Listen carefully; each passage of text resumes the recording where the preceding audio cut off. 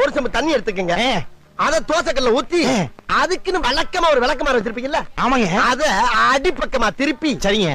வரட்டுன்னு ஒரு 4 இழுப்பு இழுத்து சரிங்க. நல்லா கழுவி விட்டுருங்க. சரிங்க. ஒரு கிண்ண நிறைய மாவு எடுத்து பெரிய ரவுண்டாவும் இல்லாம சின்ன ரவுண்டாவும் இல்லாம சரிங்க. பொதுவா ஒரு ரவுண்ட ஊத்தி 4-5 வெங்காயத்தை போட்டு அள்ளி பொடி பொடியா நறுக்கி அப்படியே மேலாப்ல பரபரன்னு தூவி விட்டு சரிங்க.